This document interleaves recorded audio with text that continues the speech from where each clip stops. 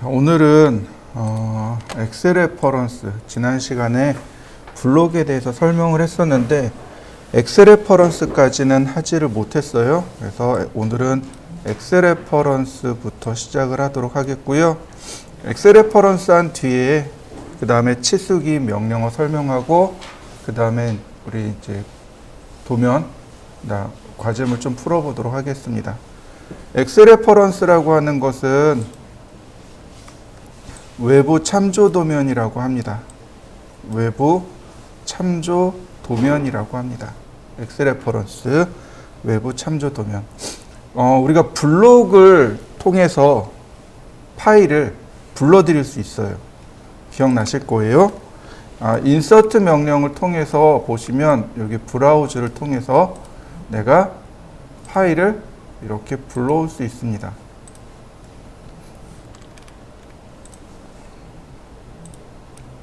주물. 자, 파일 들어온 거 보이시나요? 네.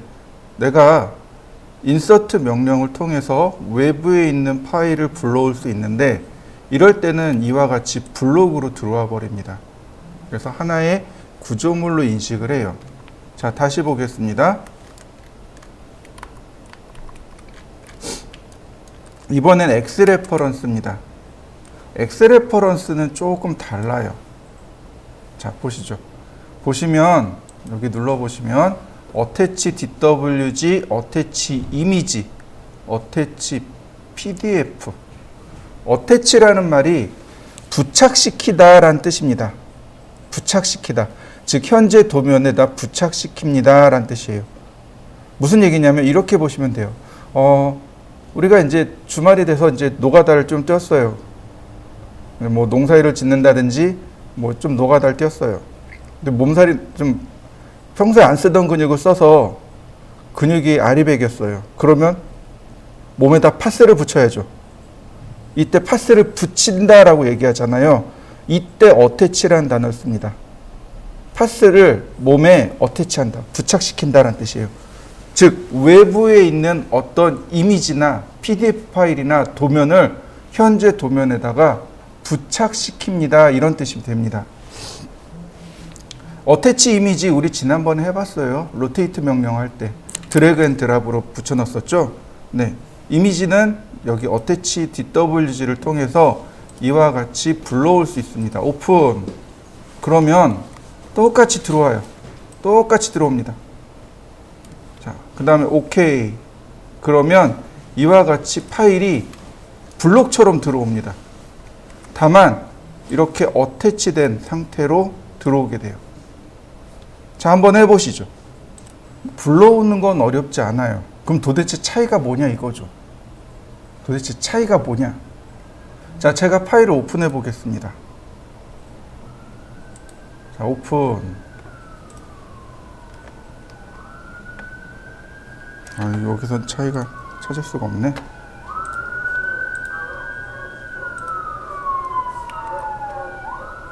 문서.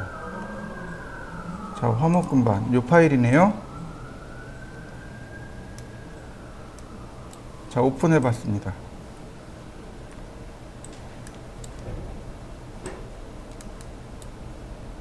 자, 이게 화목금반 원래 파일이에요. 원래 파일입니다.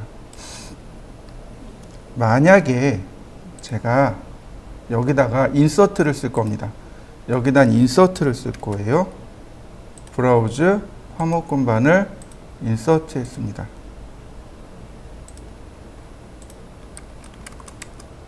자, 이해되시나요? 첫 번째 여기는 엑셀 레퍼런스로 불러왔고 얘는 원본이고 얘는 인서트 했습니다. 이해되시죠? 자, 제가 원본 파일을 수정을 해볼까 합니다. 여기다가 이렇게 원을 좀 그려놨습니다. 그러면 원본에 대한 파일이 수정이 됐죠. 자, 저장합니다. 자, 저장했고요. 근데 여기는 별 이상이 없어요. 인서트 되는 건 불러오는 그 시점으로부터 데이터가 들어와 버리고 원본하고는 그냥 끊어진 상태입니다. 근데 엑셀 레퍼런스라는 건 좀 달라요. 보시면 이와 같이 에러 메시지가 뜹니다. 엑스레퍼런스 명령을 실행하잖아요. 그러면 이렇게 에러 메시지로 바뀌어요. need reloading. need가 필요하다란 뜻이잖아요. reloading은 다시 불러오기를 필요로 하는 상태입니다 라는 뜻입니다. 여기서 여기 맨 아래 여기 파란 줄 요 버튼을 누르셔도 되고요. 여기서 오른쪽 버튼 눌러서 리로드 하셔도 됩니다. 리로드. 그러면 어떻게 됐나요? 뭐 내용이 바뀐 거 보이시나요? 다시 볼까요? 원본이죠. 원본에서 제가 삭제를 했습니다. 이런 거 못하러 그려요. 자, 저장. 또 리로드 뜨죠. 자, 이번엔 여기 파란색 줄을 제가 누를 겁니다. 내용 바뀌는 거 보이시나요? 네. 엑스레퍼런스라는 건 다시 말해서 원본이랑 계속 연결이 돼 있는 거예요. 그래서 원본을 수정하면 이 원본을 불러들인 파일도 계속 같이 함께 수정이 되는 겁니다. 도대체 얘를 왜 쓰냐? 도면이 확정이 되지 않았을 때 씁니다. 예를 들어서 여러분들이 아파트를 설계한다라고 생각해 보시죠. 아파트 한 단지예요. 예를 들어서 평수가 24평, 30평, 35평 이렇게 세 종류가 있다라고 가정해 보죠.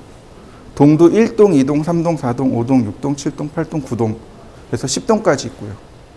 그러면 1동에 25평, 30평, 35평 있겠죠. 2동에도 똑같이 그려야죠. 3동도 그려야 되고 4동도 그려야 되고 5동, 6동, 7동, 8동, 9동, 10동까지 그려야 돼요. 그럼 벌써 30장이잖아요. 파일이. 근데 도면이 확정이 안 된 거예요. 레이아웃이 확정이 안 된 거예요. 그럼 어떻게 될까요? 인서트 해버리면 나중에 그 30장을 다 수정해야 되잖아요. 근데 얘는 파일이 3장 있으면 되는 거죠. 그래서 수정하면 어떻게 돼요? 나머지 30장이 다 함께 수정이 돼 버리겠죠. 이렇게. 이게 이제 엑스레퍼런스의 원사용법입니다. 도면이 픽스가 되지 않아서 계속 수정을 해야 될 필요성이 있을 때, 그럴 때 엑스레퍼런스를 이용해서 원본을 불러들이고 그 다음 작업을 수행한 뒤에 원본을 수정해 버리는 겁니다. 도면이 수정되면. 그러면 나머지가 그대로 반영되어져서 자연스럽게 수정이 돼 버리는 거죠. 이게 이제 주로 건축회사에서 대규모 공사할 때 사용합니다. 이런 소규모 공사일 때는 안 써요. 단독주택 같은 경우는 쓸 이유가 없습니다. 그런데 방금 전에 얘기했던 뭐 아파트 단지를 설계한다든지 이럴 때는 엑스레퍼런스를 써야만 작업이 조금 더 용이해집니다. 자, 한번 해보시죠. 자, 그 다음엔 이제 2가지 옵션이 더 남아있는데, 2가지가 아니구나. 자, 그 다음에 보시면 디태치라는 기능이 있습니다. 디태치가 뭐냐면 얘를 떼어내는 겁니다. 디태치를 누르면 아예 사라지는 거죠. 데이터 자체가 안 들어와 버리는 거죠. 이게 디태치입니다. 어태치의 반대가 바로 디태치가 됩니다. 이렇게 어태치의 반대가 디태치입니다. 한번 해보시죠. 자, 제가 이걸 디태치 했습니다. 떼어냈고요. 다시 불러올 겁니다. 어태치. 자, 불러오는데 보시면 우리가 신경 쓸 거는 딱 하나 있어요. 바로 얘예요. 패스라는 부분이 있습니다. 패스 타입이 지금 풀패스로 잡혀 있는 걸 알 수 있습니다. 보통 얘를 풀패스로 잘 안 써요. 뭘 쓰냐면 릴레이티브 패스를 써야 되는데, 릴레이티브 즉 상대적인 경로란 뜻입니다. 무슨 얘기냐면 파일의 위치를 상대적으로 기억시키겠습니다 이런 뜻이에요. 절대적으로 기억시킨다는 얘기가 아니고. 근데 상대 경로로 놓으면 에러 메시지가 뜹니다. 왜 에러 메시지가 뜨냐면 현재 이 파일이 저장이 안 돼 있어서 상대 경로를 찾아갈 수 없습니다 라는 뜻이에요. 자, 무슨 얘기냐면 바로 이겁니다. 여기서부터 이제 좀 어려운 얘기가 나오는데 바로 이 부분이요. 예를 들어서 제가 C 드라이브에 525 공유에 그 다음에 CAD 소스까지 들어갔습니다. 그러면 여기 지금 보이시나요? 지금 여기 D 드라이브에 525 공유에 요 내용, 얘가 경로입니다. 얘가 경로예요. 우리가 흔히 이야기하는 폴더 있죠. 이렇게 이게 경로예요. D 드라이브에 525 공유라는 폴더에 99점 CAD 소스라는 폴더, 이게 경로입니다. 이게 패스예요. 다시 말하면 파일의 위치를 나타내는 경로인 겁니다. 얘를 이렇게 기억시킨다는 얘기예요. D 드라이브에 502호에 CAD 소스에 어떤 파일 abc.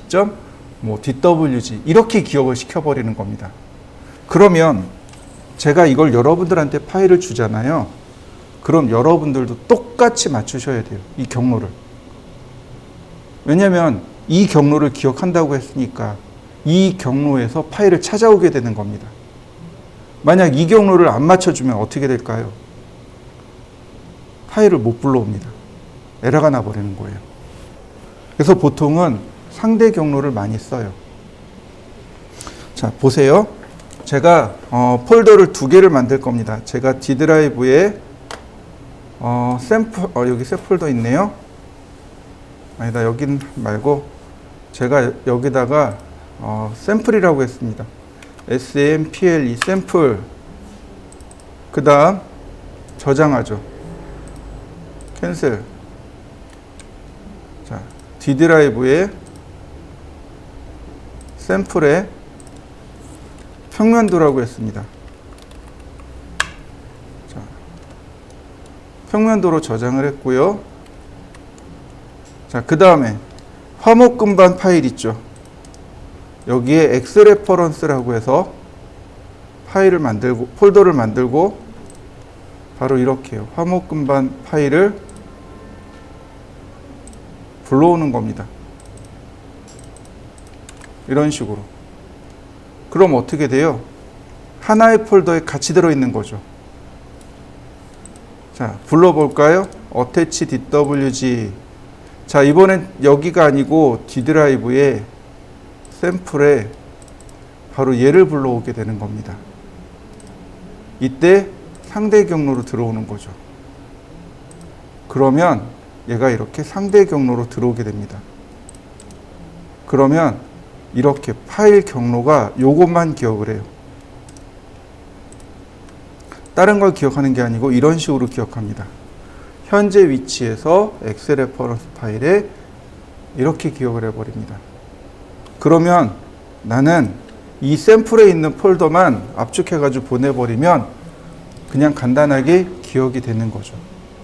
이게 상대 경로입니다. 평면도가 어디 있느냐, 내가 불러올 평면도가 어디 저장되어 있느냐, 이걸 찾아야 되는 거예요.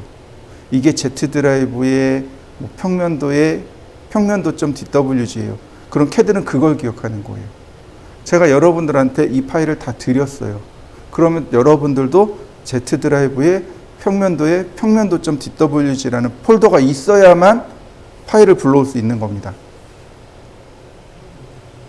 무슨 얘기인지 이해되시나요? 이게 절대 경로예요. 근데 상대 경로라는 건 뭐예요? 현재 내가 저장된 위치, 내가 작업하고 있는 이 파일의 위치, 이 파일의 폴더에서부터 지금 나와 있는 이 평면도의 폴더가 어디 있느냐, 이 평면도 파일이 어디 있느냐, 요걸 따지는 거예요. 이게 상대 경로입니다. 이렇게 보시면 돼요. 시청에 가려고 해요. 그러면 시청에 가기 위해서, 아니 이렇게 해보죠. 제가 알고 있는 게 독도 좌표를 알고 있으니까 예를 들어서 독도에 가려고 해요. 그러면 어떻게 가나요? 여기서 포항에 가서 포항에서 페리오를 타고 가면 되잖아요. 그죠? 울릉도까지 가서 울릉도에서 다시 독도를 들어가면 돼요. 맞죠? 이건 상대 경로입니다. 내가 있는 위치에서 따지는 거잖아요. 여기서 포항에 가요. 어디서요? 여기서. 이건 상대 경로예요. 그럼 절대 경로는요? 동경 142, 북위 40, 북위 37도. 이렇게 얘기하면 끝나는 거죠. 이건 절대 경로예요. 무슨 얘기인지 이해되시나요? 네. 이 X 레퍼런스를 쓸 때 어려운 점이 바로 그거예요. 절대 경로와 상대 경로를 기억해야 된다는 거. 그래서 먼저 내 파일을 저장시켜야 돼요. 자, 이런 식으로. 내 파일을 저장시키고, 내 파일을 먼저 저장해야 돼요. 내가 작업하는 파일을 먼저 저장하고, X 레퍼런스 파일을 이렇게 폴더로 만들어서 여기다 복사해 놓는 겁니다. 이해되셨나요? 지금 보시면 제가 작업하는 파일은 이거죠. 근데 외부 참조 도면은 다 여기 이 폴더에 들어있는 거예요. 그러면 나는 요 두 개만 압축해서 가면 돼요. X 레퍼런스로 불러드릴 때 상대 경로로 바꿔주면 돼요. 그러면 여기서 요만큼 들어가는 거예요. 그래서 도면이 그러니까 누락되거나 그러지 않아요.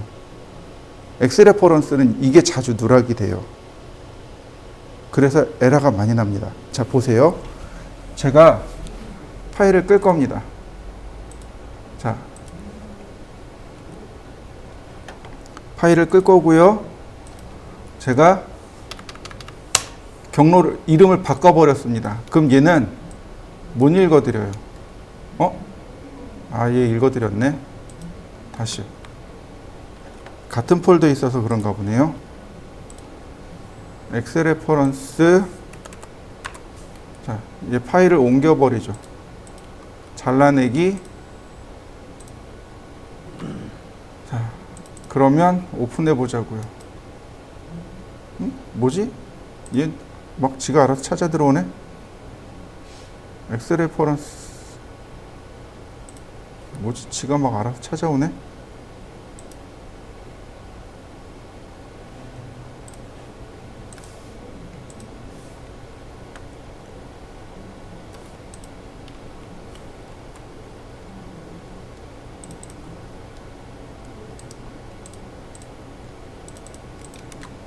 아주 꽁꽁 숨겨버리죠. 다시.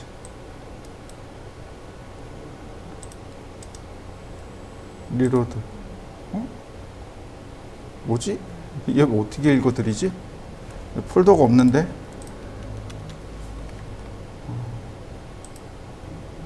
어태치 됐구나. 아닌데, 어태치인데? 지금 보시면 엄한 데서 찾아드리네. 다시 보죠. 다시 봅시다.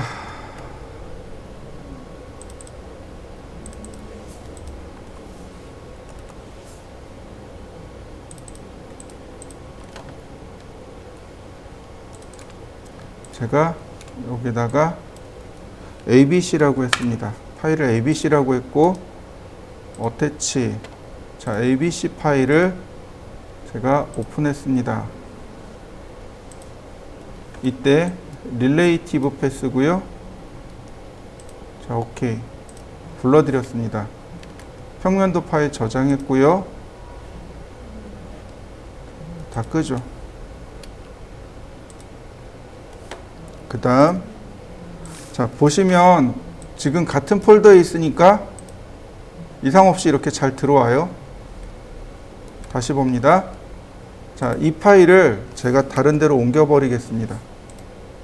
아까처럼 이렇게 다른 데로 옮겨버리죠.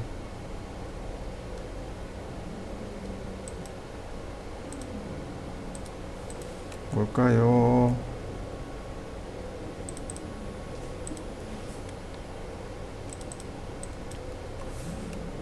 파일만 옮겨버리죠. 자, 파일을 옮겨버렸고요. 그리고 다시 오픈해 보죠. 자, 이렇게 떠요. X 레퍼런스 파일이 지정된 경로에 없습니다. 제가 파일을 옮겨놨죠. 그러니까 다시 말하면 여러분들 컴퓨터에서 오픈한다라고 생각하시면 돼요. 업데이트 할 거냐, 위치를 업데이트 할 거냐, 아니면 그냥 무시하고 오픈할 거냐. 자, 일단 무시하고 오픈. 자, 그러면 이렇게 떠요.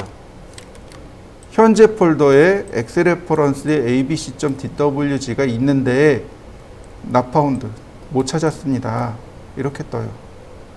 그래서 이거를 여기 클릭해서 위치를 다시 지정해 줄 수 있습니다.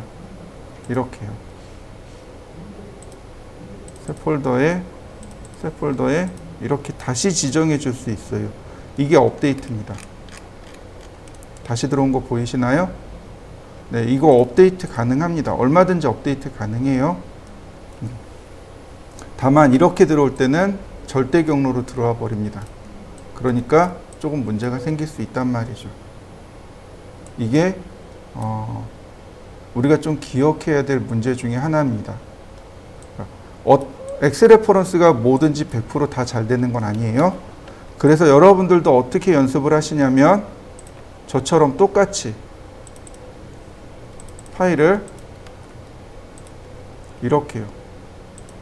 샘플이라는 폴더를 만드시고 내가 원래 작업하는 파일, 그 다음에 엑스레퍼런스 폴더, 그 다음에 엑스레퍼런스 파일 이렇게 만들어 놓고 작업을 하셔야 제대로 연습을 하실 수 있습니다. 자, 이번에는요 치수 기입에 대해서 좀 알아보도록 하겠습니다. 치수 기입은요 어논테이트 탭을 누르시면 됩니다. 물론 홈 탭에 치수가 있어요. 여기 디멘전이 있습니다. 라이너, 리더 이렇게 있는데 제대로 쓰려면 어논테이트라는 탭으로 들어가신 다음 바로 여기 이만큼 여기서부터 여기까지가 치수 명령어가 됩니다. 여기를 쓰셔야만 제대로 된 치수를 쓰실 수 있어요. 자, 제가 간단하게 사각형을 그릴 겁니다. 골뱅이 20,20 카피, 다시 한번 카피. 자, 어레이 4개. 자, 제가 이렇게 만들어 봤습니다. 자, 치수 기입은요 바로 여기 있습니다. 여기 있는 내용이 기본입니다. 자, 치수 기입을 하기 위해서는 원점을 2개를 클릭합니다. 원점 무조건 2개를 클릭해요. 이런 식으로 원점 하나, 원점 둘. 원점을 이렇게 2개를 클릭한 다음 치수가 생성될 위치를 클릭하시면 됩니다. 다시요. 원점 1, 원점 2, 그 다음에 치수선의 위치 이렇게 3번 클릭하셔야 돼요. 그래서 이걸 뭐라고 하냐면 이렇게 수직으로 서 있는 이 요선들 있죠. 얘를 치수 보조선이라고 합니다. 치수 보조선. 그 다음에 이렇게 수평으로 가 있는 요선을 뭐라고 부르냐면 얘가 치수선입니다. 얘가 치수선이에요. 그 다음에 여기 있는 걸 치수 문자라고 합니다. 얘는 화살표. 즉 이렇게 구성이 되어 있습니다. 치수 보조선 2개와 치수선 1개, 치수 문자와 화살표 이렇게 4개로 구성이 되어 있습니다. 자, 여러분들도 한번 해보시죠. 보시면 그러니까 라이너라는 치수가 있어요. 이건 뭐냐면 수평으로 원점을 찍으면 수평으로, 원점을 수직으로 찍으면 수직으로 이렇게 나옵니다. 근데 원점을 대각선으로 찍어 봤습니다. 이렇게요. 대각선으로 찍었어요. 그러면 마우스의 방향으로 조절이 됩니다.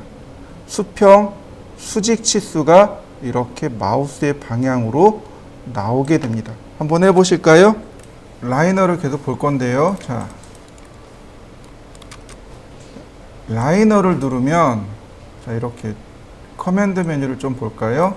자, 보조선의 첫 번째 원점, 보조선의 두 번째 원점, 그리고 나서 문자의 위치, 즉 치수선의 위치를 물어보는데 옵션이 이렇게 3개 이렇게 나눠집니다.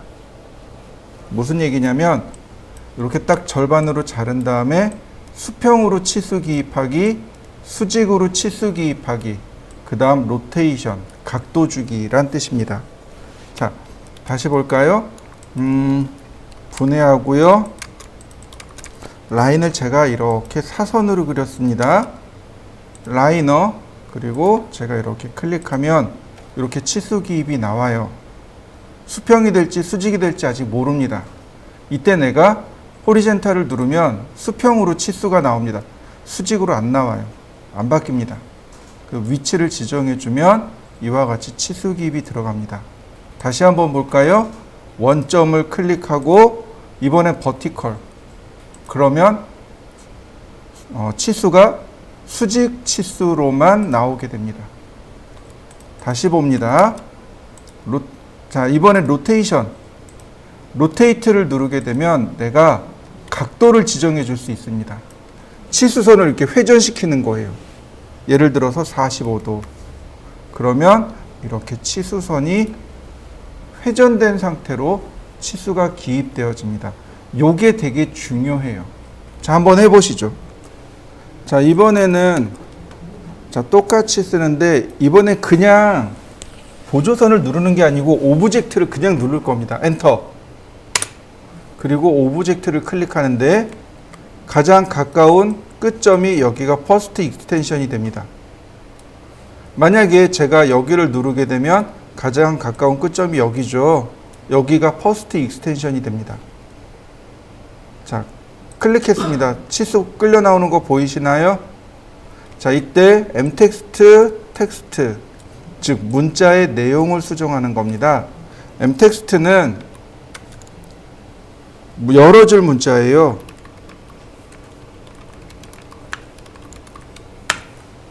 자, 이렇게 문자를 여러 줄 수정할 수 있습니다. 그런데 텍스트는 한 줄 쓰기입니다. 텍스트는 한 줄 수정하기입니다. 이렇게 한 줄 수정하기가 돼요. 그 다음에 앵글은 문자의 각도입니다. 문자를 이와 같이 회전시키는 것. 자, 한번 해보시죠. 텍스트, 로테이트. 나머지는 비슷해요. 자, 그리고 수정을 할 때요. 우리가 배웠던 명령어 중에 dd 에디트. 어디 갔을까요? dd 에디트, 텍스트 에디트 있죠? 바로 얘를 이용하면 내용을 수정할 수 있습니다. 그리고 에디트, 그리고 클릭해주면 이렇게 문자를 수정해 줄 수 있습니다. 내용 수정 가능. 자, 내용이 수정이 되는 거 맞습니까? 근데 내가 원하는 건 길이로 나타내고 싶어요. 여기서부터 여기까지 길이로 나타내고 싶어요. 그러면 이렇게 쓰시면 됩니다. 이렇게 쓰시면 돼요. 그러면 길이로 표시가 됩니다. 보세요. 자, 열고 닫고. 그럼 길이로 표시되는 거 보이시나요? 다시 볼까요? 열고 닫고. 그러면 이와 같이 길이로 표시가 됩니다. 자, 한번 해보시죠. 자, 그 다음엔 밑으로 내려가면 얼라인이라는 게 나옵니다. 얼라인도 마찬가지로 호리젠탈이랑 똑같아요. 이렇게 두 개의 점을 찍으면 수평 수직이 나와요. 그러나 얼라인은 호리젠탈과 다르게 이렇게 기울어진 부분에 대한 치수를 기입할 때 사용하는 겁니다.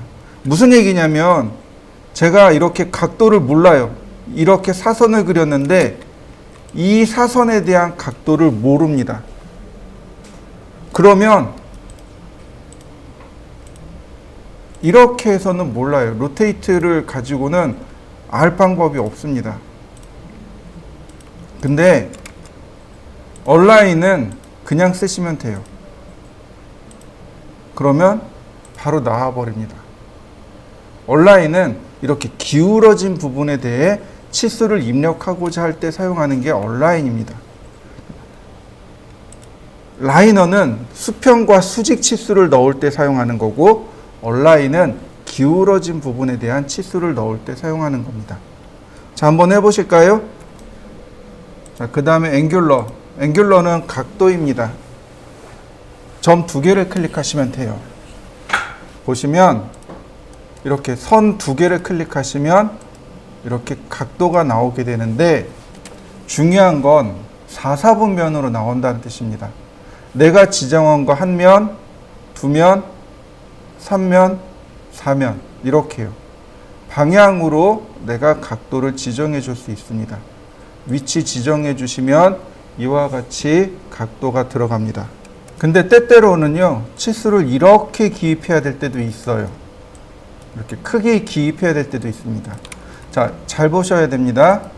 앵귤러, 그 다음에 그냥 엔터, 그 다음 원점, 그 다음 첫 번째 각도, 두 번째 각도, 그러면 이렇게 각도가 2개로 나옵니다.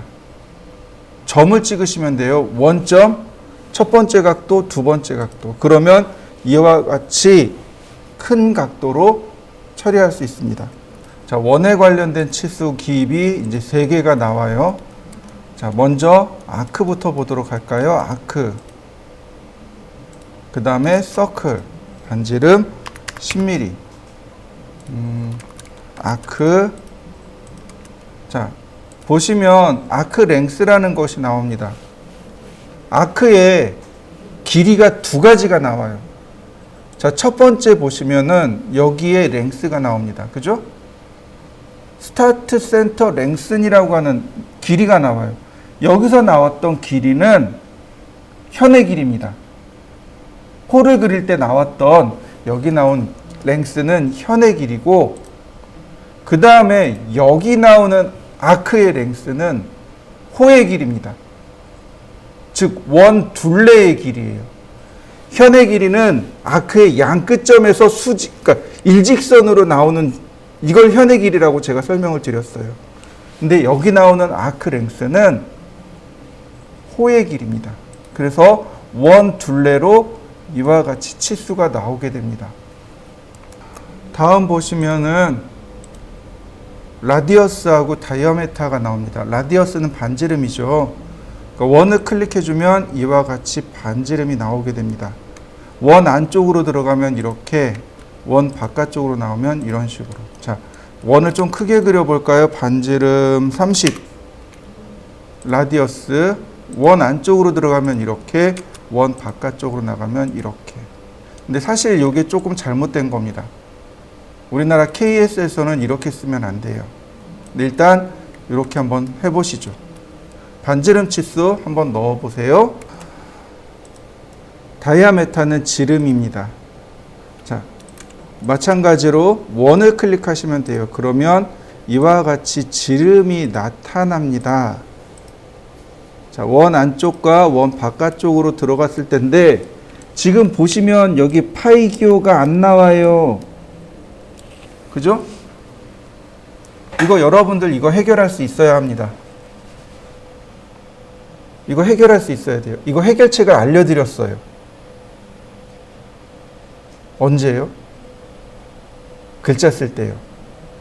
자, 글자 쓸 때 주의할 점이 있었죠. 기억나시나요? 첫 번째, 누구나 다 가지고 있어야 됩니다. 고딕이어야 됩니다. 특수문자를 지원해야 합니다. 이 3가지를 만족하는 건 누구라고요? 굴림이라고 했었죠. 네, 굴림으로 바꿔보세요. 그럼 파이기호 나오나요? 네, 이게 안 맞아서 그래요. 자, 지름치수도 한번 넣어보시죠. 자, 이번엔 조그에 대해서 설명할 건데요. 이런 겁니다. 호가 너무 커요. 이렇게 제가 호를 이렇게 그렸는데 호가 너무 큰 거죠. 그래서 반지름을 넣게 되면 이런 식으로 원점이 너무 멀리 있으니까 어떻게 돼요? 저 아래까지 중심선이 뻗어나가죠. 이런 걸 막기 위해서, 이러면 도면이 제대로 안 그려지거든요. 그래서 이런 걸 막기 위해서 어떻게 하냐면, 설계자는 저 아래에 있는 중심선을 가상의 점으로 끌고 옵니다. 그리고 이렇게 번개 모양으로 치수를 기입해요. 치수선을 이렇게 번개 표시로 그립니다. 이게 무슨 뜻이냐면 중심선은 원래 저 아래 있지만 표시할 수가 없어서 설계자인 내가 임의로 여기다 중심선을 잡았습니다. 이런 뜻이 됩니다. 이게 조그예요. 조그는 당겨오다라는 뜻입니다. 원점이 너무 멀리 있어서 내가 당겨왔습니다. 이런 뜻이 되는 거예요. 지금같이 원점이 멀리 있는 경우 조그를 사용합니다. 자, 홀을 먼저 클릭하시면 CAD가 물어봐요. 센터 로케이션 오버리드. 중심선의 위치를 재정의해야 하세요. 오버리드가 재정의란 뜻이거든요. 자, 재정의해주고 그 다음에 문자의 위치 지정해주고 번개 표시 위치 지정해주고 그러면 이렇게 치수 기입이 바뀌게 됩니다. 자, 여러분들도 한번 해보시죠.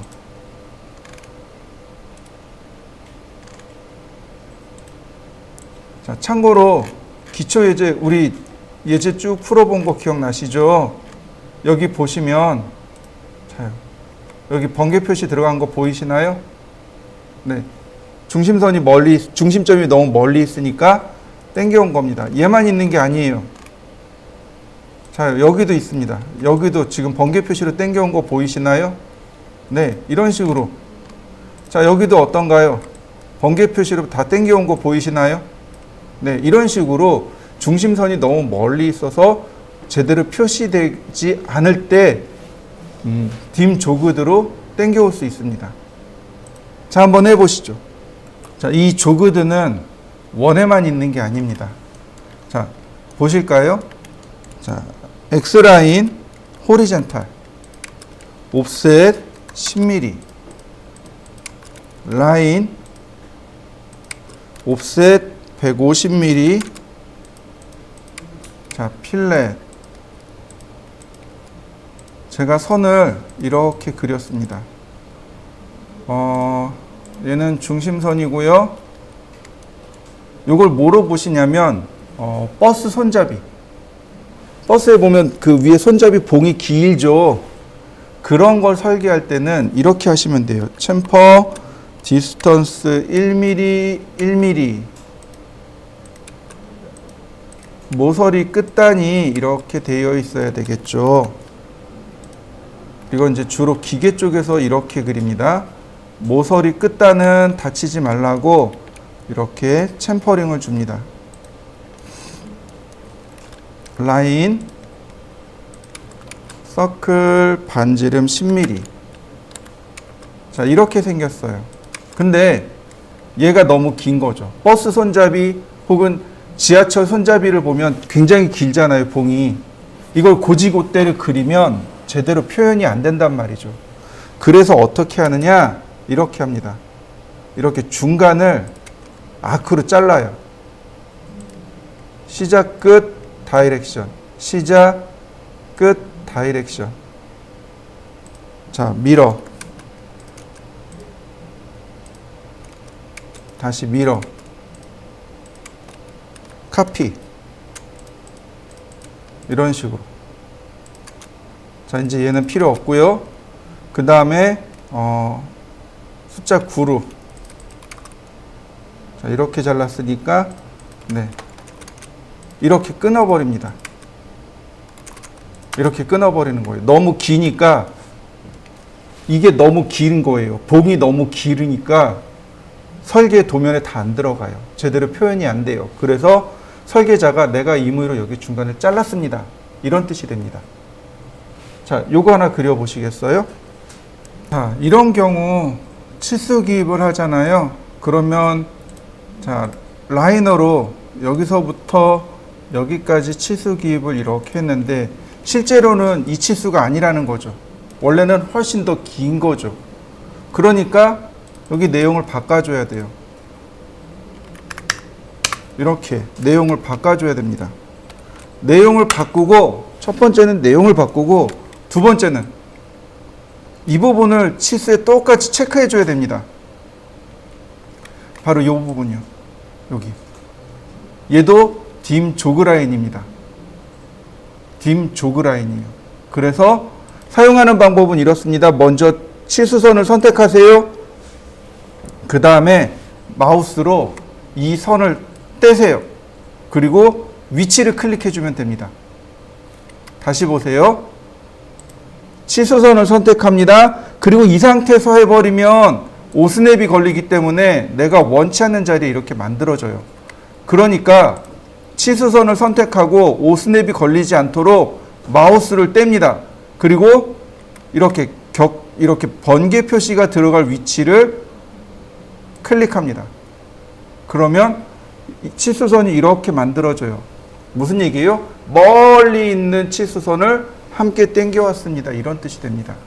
얘도 dim jog line입니다. 한번 해보시죠. 자, 어디 있는 거냐면 바로 여기 continuous하고 baseline이요. continue하고 baseline이라고 되어 있죠. continue는 연속 치수라고 하고 baseline은 기준선 치수라고 합니다. continue는 연속 치수, 베이스라인은 기준선 치수라고 하는데 문제는 뭐냐면 이 두 개의 치수는 자기 스스로 치수를 만들어내지 못합니다. 기존에 어떤 치수가 있어야만 거기에 이어서 만들어지는 치수들을 말합니다. 그래서 컨티뉴는 첫 번째 치수선이 제일 중요해요. 첫 번째 치수선이 이렇게 들어갑니다. 첫 번째 치수 보조선, 두 번째 치수 보조선. 바로 이게 중요해요. 뭐냐면 치수선이 이렇게 연속해서 나간단 말이에요.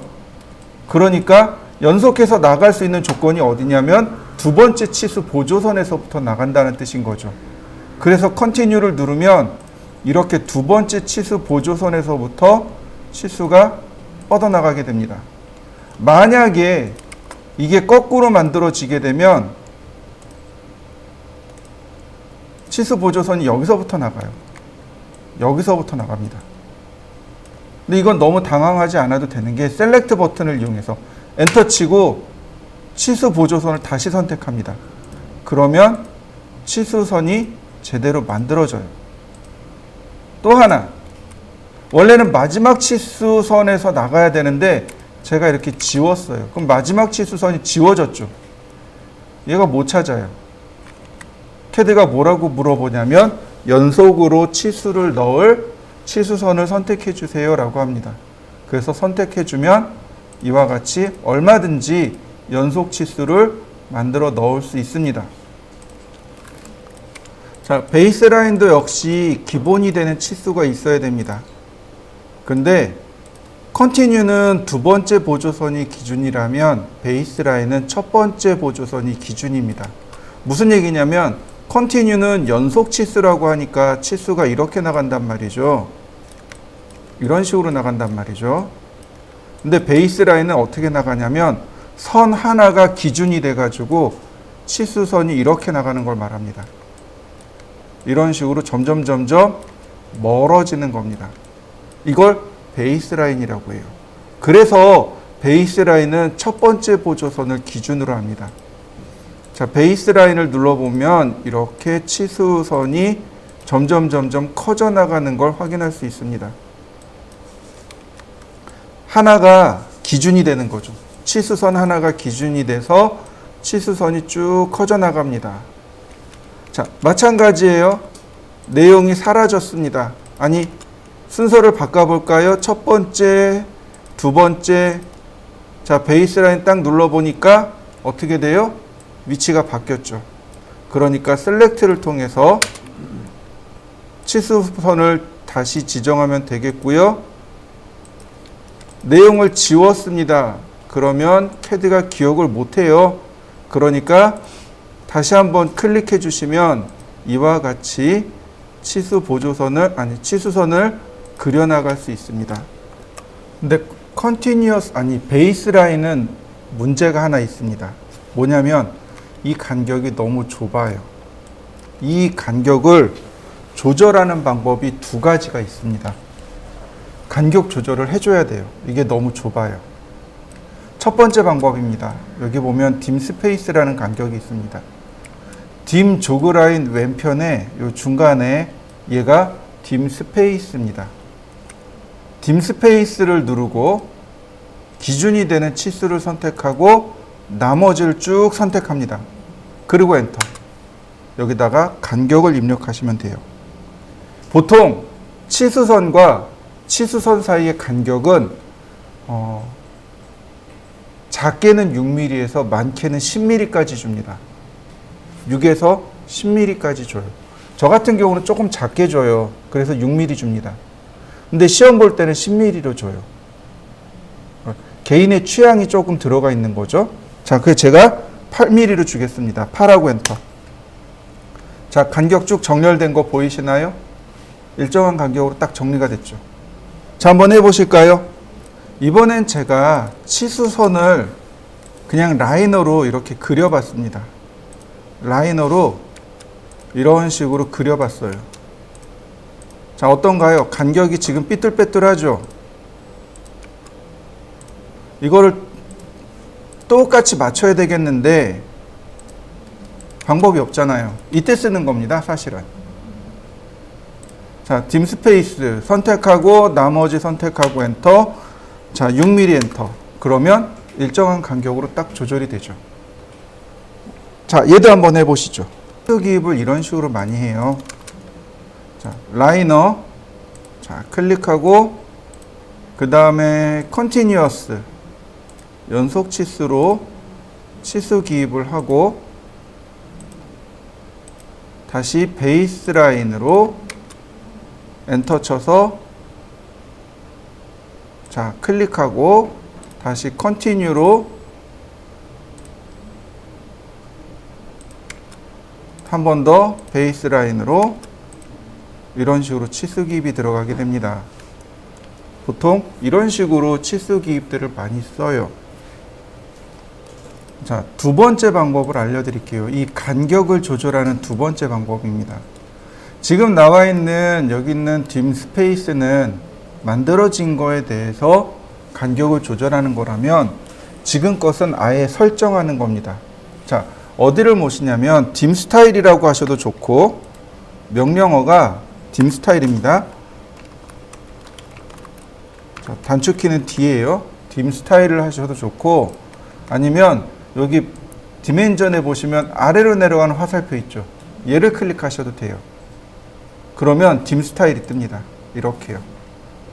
자, 다 같이 dim 스타일을 띄워 보실까요? dim 스타일을 띄워 보시면 지금 선택한 지금 현재 작업하는 치수 유형이 IS25입니다. 모디파이로 들어가는 거예요. 모디파이로. 모디파이로 들어가면 여기 나와 있는 게 전부 치수 변수들입니다. 라인, 심볼, 텍스트, 피트, 프라이머리 유니트, 얼터네이트 유니트, 톨러런스. 요건 이제 다음 주에 할 거고 여기 보시면 라인 탭을 눌러보세요. 라인 탭을 눌러보면 여기 베이스 라인 스페이싱이라고 해서 바로 이 값이 여기 간격입니다. 3.75mm 띄우라고 여기서 세팅되어 있어서 간격이 좁은 거예요. 여기서 애초에 지정하고 들어가야 됩니다. 애초에 여기서 지정을 해야 돼요.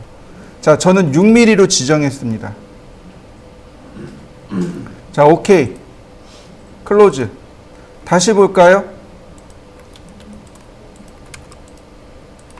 자, 베이스 라인.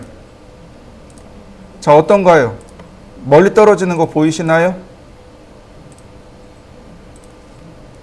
다시 베이스 라인. 아예 이번엔 간격 자체가 멀리 떨어졌죠. 그러니까 간격을 조절하는 방법이 두 가지예요. dim 스타일에서 베이스 라인 스페이싱을 조절하거나 아니면 dim 스페이스로 간격을 조절하거나. 어느 게 조금 더 편할까요? dim 스타일에서 아예 간격을 지정해 버리면 됩니다. 그러면 조금 더 편하게 작업하실 수 있어요. 자, 치수 기입을 하다 보면은요, 종종 치수가 이렇게 섞이게 되는 경우가 발생합니다. 이런 식으로요. 치수가 이런 식으로 섞이게 되는 경우가 종종 발생해요. 이렇게 치수가 종종 크로스되는 경우가 종종 발생해요. 자, 이럴 때 쓰는 게 바로 얘입니다. dim 브레이크. dim 브레이크라고 합니다. 자, dim 브레이크. 자, 선택하고, 자, 끊어질 거 선택하고, 통과할 거 선택하고. 자, 그러면 치수가 끊어지죠? 자, 다시 볼까요? dim 브레이크. 끊어질 거를 먼저 선택합니다. 그 다음 통과할 거를 나중 선택해요. 그러면 이와 같이 들어가는데 주의할 게 있습니다. 지금 같은 경우는 치수선이 이렇게 한 번, 이렇게 한 번, 두 번이에요. 그러니까 이런 경우는 dim 브레이크를 두 번 써야 됩니다. 자, 보세요. dim 브레이크 끊어질 것, 통과할 거, 끊어질 것, 통과할 거, 끊어질 거, 통과할 거. 자, 이해되시나요? 이렇게 두 번 하셔야 돼요. dim 브레이크, 끊어질 거, 통과할 거, 엔터. 다시 dim 브레이크, 끊어질 거, 통과할 거. 이런 경우는 두 번 하셔야 됩니다. 자, 우리가 기계 쪽에서 주로 이제 쓰는 방법 중에 하나인데 뭐냐면은 테이퍼라는 것이 있습니다. 이게 뭐냐면 이런 거예요. 자, 제가 10mm씩 옵셋하고, 자, 라인을 다시 그리고,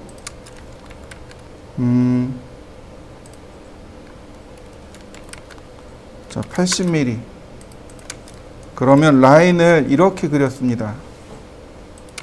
자, 혹시 여러분들 이게 어떻게 생긴 건지 이해되시나요?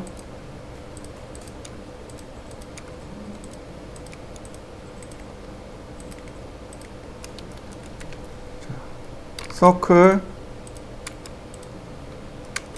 이렇게 보이는 겁니다.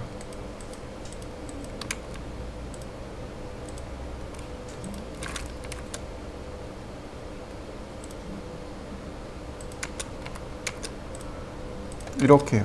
원뿔처럼 이렇게 뾰족한 거를 말합니다.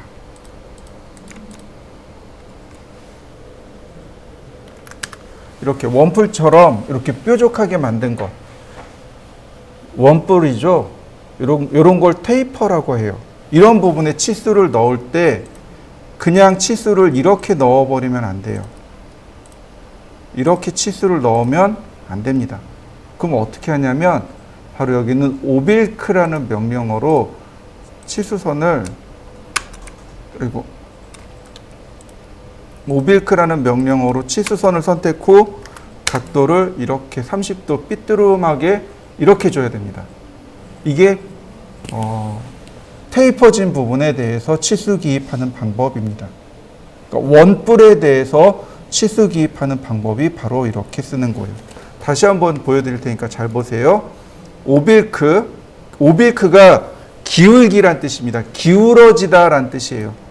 치수선을 내가 지정한 각도만큼, 30도만큼 기울어지게끔 넣어주세요 라고 하는 겁니다.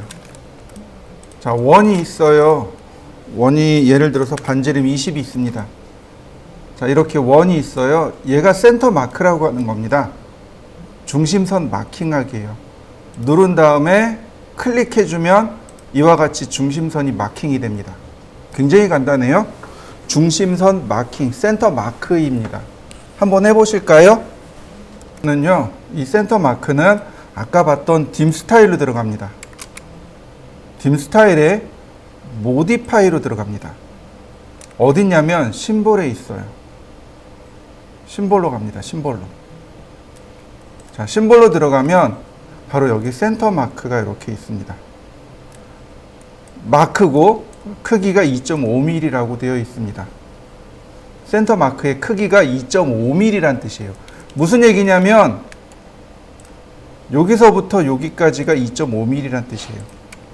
2.5mm란 뜻입니다. 이렇게 2.5mm란 뜻이에요. 그러면 마크이기 때문에 선이 이렇게 분리가 돼요. 다시 말하면 중심에서부터 2.5mm니까 5mm짜리 선을 그려서 마킹한다는 뜻입니다. 그러면 이거를 다시 보면 이렇게 할 수 있어요. dim 스타일, modify. 지금 제가 반지름을 20으로 줬단 말이죠. 그러니까 자, 25 아니지?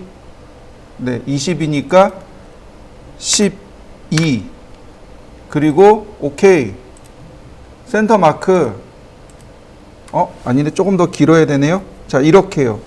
반지름 20이니까 22 정도 돼야 되네요. 디멘전 스타일 모디파이 22. 그러면 센터 마크 하면 이렇게 중심선 마킹이 금방 이루어지겠죠. 자, 한번 해보실까요? 다시 디멘전 스타일 모디파이. 이번엔 라인으로 바꾸겠습니다. 3mm로 줄 거고요. 라인으로 바꿨어요. 그러면 라인으로 바꾸면 좀 특이한 형상으로 만들어집니다. 자, 딤센터. 자, 이렇게요. 중심선으로 바뀌어 버립니다. 근데 얘가 라인 타입이 중심선이 들어간 게 아니고요. 선이 이렇게 들어간 겁니다. 선이 들어간 거예요. 선으로 이렇게 그린 겁니다. 보시면 제가 3mm 줬으니까 중심에서 여기까지 3mm, 간격을 3mm 띄우고 그 다음 여기를 3mm 이렇게 띄워버린 겁니다. 그래서 모양을 이렇게 만들어주는 거예요. 자, 이것도 한번 해보시죠. 마지막으로 이제 톨러런스, 공차가 나옵니다. 톨러런스는 우리나라 말로 하면 공차예요. 그런데 공차가 두 종류가 존재합니다. 하나는 치수공차고 하나는 기하공차가 있습니다. 즉 위치나 모양이나 자세나 이런 것들에 따른 공차가 있고 하나는 길이에 대해서 나오는 공차가 있습니다. 근데 여기 나와 있는 톨러런스는 기하공차 또는 형상공차라고 하는 겁니다. 지오메트릭 톨러런스라고 하고요. 보통은 기하공차라고들 많이 하고 옛날 사람들은 형상공차라고도 많이 합니다. 저 같은 경우도 형상공차로 배웠고요. 근데 이제 이 톨러런스에 보면 그러니까 모양이 이제 형상이 되는 거죠. 그 모양이나 자세나 위치에 따른 공차입니다. 예를 들어서 공차가 무슨 뜻이냐면 이런 거예요. 예를 들어서 여러분들이 휴대폰 케이스를 만들어서 판매를 할 거예요. 그런데 휴대폰 케이스, 그러니까 휴대폰 크기를 재보니까 100mm예요. 그래서 내가 100mm짜리를 만들어야지. 그리고 아침에 와서 기계를 딱 돌려요. 그러면 100mm짜리 케이스가 나올까요? 안 나와요. 왜 안 나오는지 아세요? 기계가 식어 있거든요. 그래서 생각보다 작게 만들어집니다. 이제 낮이 되면 이제 제대로 나와요. 근데 저녁이 되면 어떨 것 같아요? 기계가 열받아서 크게 나와요. 이해되시나요? 그러니까 100mm를 기준으로 했을 때 예를 들어서 제가 크게 얘기할게요. 아침에 했더니 98mm짜리가 나왔어요. 저녁에 했더니 102mm짜리가 나왔어요. 그러면 98mm나 102mm짜리는 판매가 불가능하겠죠. 그죠? 적어도 100mm를 기준으로 해서 100.5mm나 99.5mm가 되면 판매할 수 있겠죠. 이걸 공차라고 해요. 허용치라고 합니다. 이만큼은 허용해 주겠습니다. 요만큼은 내가 양품으로 허용해서 쓸 것이고 요만큼은 불량품으로 못 쓸 겁니다. 이걸 허용치라고도 하고 치수 공차라고도 해요. 이게 공차에 대한 정의입니다. 무슨 뜻인지 이해되시죠? 네. 그 중에 이제 여기 나와 있는 거는 공차, 여기 나와 있는 형상 공차, 기하 공차는 아까도 설명드렸듯이 모양이라든지, 그러니까 원이 동그랗게 진원으로 만들어지지 않아요. 약간 이렇게 타원형으로 만들어집니다. 내가 조립을 했는데 이렇게 수직으로 세워지지 않아요.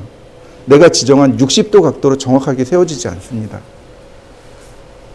혹은 이게 지금 90도라고 했잖아요. 이건 자세에 대한 거, 형상에 대한 거, 모양에 대한 거, 이런 것들을 따지는 것, 거기에 대한 오차 범위를 주는 것, 이게 기하 공차입니다. 주로 이제 기계 쪽에서도 정밀 가공하는 쪽에서는 얘를 반드시 써요. 여기 나와 있는 내용들은 별도로 여러분들이 좀 공부하시면 좋겠고요. 얘를 누르시면 이렇게 뜹니다.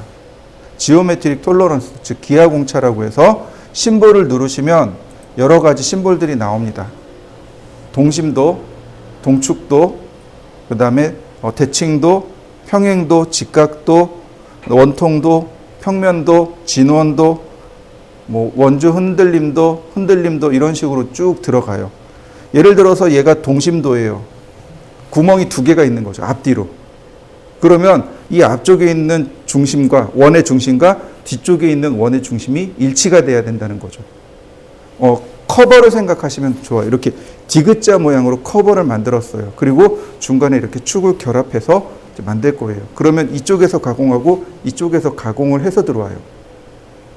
만들 때 이쪽에서 가공하고 이쪽에서 가공을 해요. 그러면 중심이 이렇게 삐뚤어질 수 있단 말이죠. 그러니까 위아래로 삐뚤어질 수도 있지만 좌우로도 삐뚤어질 수 있단 말이죠. 그러면 그리고 원이 정확하게 똑같이 맞아야 되는데 이게 안 맞을 수도 있어요. 그러니까 얘 같은 경우는 중심이에요. 아이고. 얘 같은 경우는 첫 번째 건 중심이에요. 중심을 맞춰주세요. 얘는 원을 똑같이 진원으로 맞춰주세요. 이런 얘기가 돼요. 자, 얘는 직각이죠. 쉬운 것만 제가 알려드릴게요. 자, 그럼 얘는 이제 동심도를 놨습니다. 똑같이 진원이 되게끔 해주세요. 그 다음에 파이를 넣어줄 것인지 뺄 것인지 파이를 넣고 오차 범위를 지정해 줍니다. 0.34, 0.034 이런 식으로. 기계 쪽에서는 1000분의 1 오차를 쓰거든요. 그 다음에 이제 가공을 어떤 걸로 가공을 할 것인가. 가공에 대한 정도. 자, 그 다음에 데이텀. 데이텀은 기준면이란 뜻이에요. 기준면 A와 A 다시를 기준으로. 자, 오케이. 자, 이렇게요. 얘가 형상공차가 됩니다. 이게 기하공차 넣는 방법이에요. 예전에는 이걸 다 손으로 그리거나 일일이 상자를 만들어서 했어요. 근데 요즘은 이제 이런 걸, 그러니까 이 공차를 이용해서 하는 거죠. 직각도이고, 뭐 0.025도를 해주시고, 데이텀면 A를 기준으로 해주세요. 이런 식으로. 첫 번째 건 중심도 0.065, 그 다음에 두 번째 거는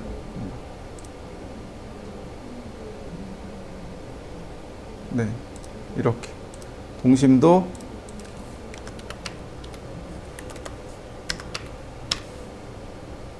자, 이런 식으로 두 개를 연달아 넣을 수도 있고요. 자, 한번 넣어 보시죠.